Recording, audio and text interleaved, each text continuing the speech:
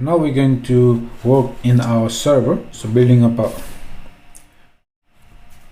now we're going to set up our backend. For that, we need to go inside this booking folder where we already have this client folder and create another folder for server. So let's call it server, and you can see here this appears here. So make sure you have the whole folder here which contains client and server. So inside server, first thing we want to do is we want to initialize this project with npm. So for that, you can go inside server folder. So let me open new tab here. Let me go back. So let me get inside server, and here first thing, let's initialize the project using npm. So npm init-y. So this will create a package.json file, you can see here, and this has this basic information. So with this, we are ready to start installing more npm packages. So we will be installing Express. So we're going to build our server with Express, and some other packages also will be needed. So let's start by installing some of the most essential ones. So inside server folder, let's install Express. We need .env as well. So all these packages, what they do, I will be explaining when we start implementing them. All right, so .env will basically use to load environment variables from .env file.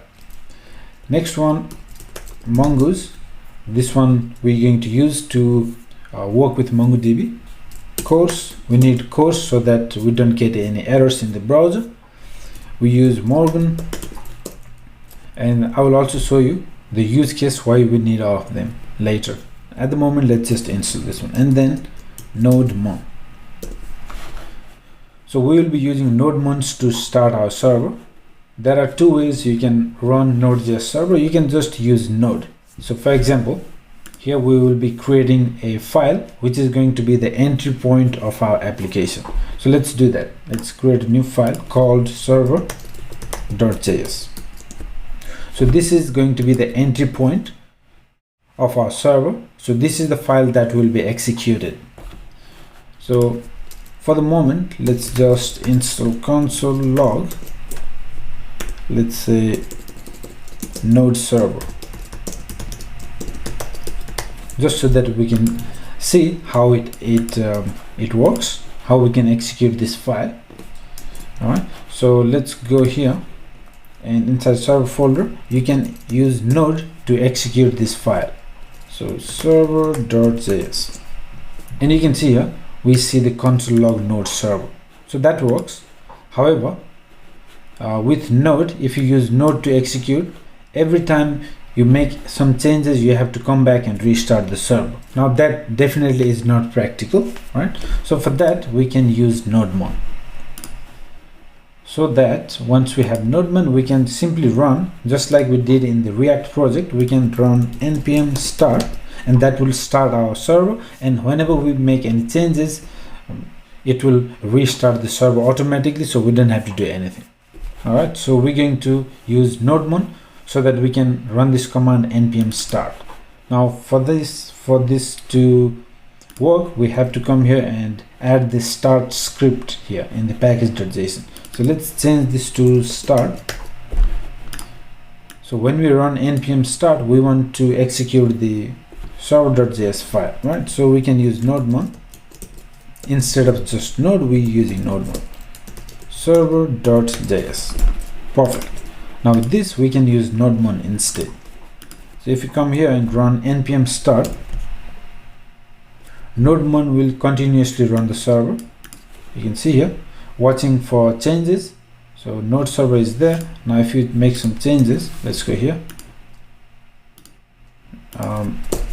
Changed, something like that, and you can see here it automatically runs. All right, so that's the beauty of nodemon. Now let's try some console log here. Let's console log process. Now if you are familiar with the client-side JavaScript, in the client side everything runs in the window object, right? So when you go to the Chrome, you can right click, go to the console, and just type window, just hit enter, and you get a lot of properties here, or a lot of properties, functions, clear timeout, we get the alert, you can see here. So we have all these, everything runs inside the window object. That is the top level wrapper object. So something like that. It's not exactly same, but concept wise it's kind of similar.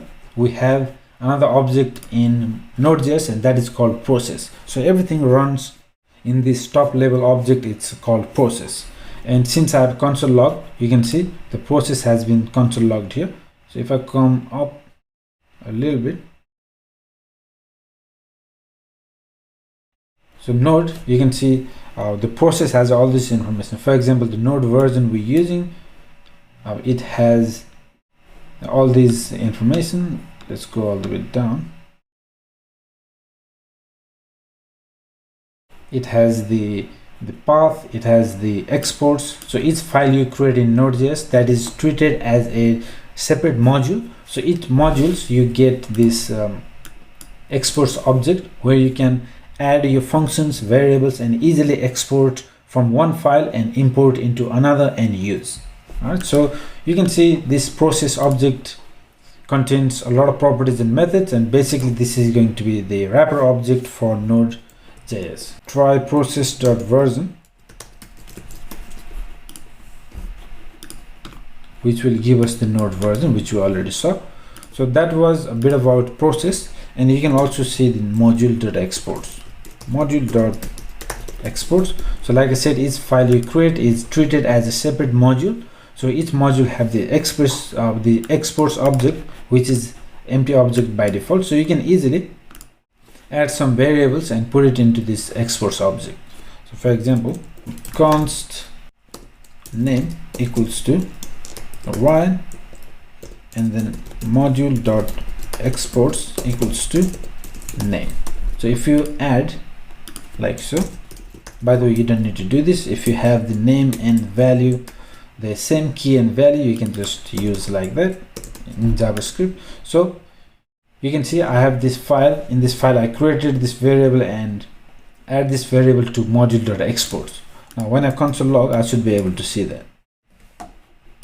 You can see here node server, I have the version, and then this module has this property called name, and it has the value. So this way you can see you can add variables, functions to this object and easily export, so that you can import in any other page, and that's how you build up your entire project. Okay, so that was a bit of an overview about Node.js. Now in the next lecture, let's create our server using Express.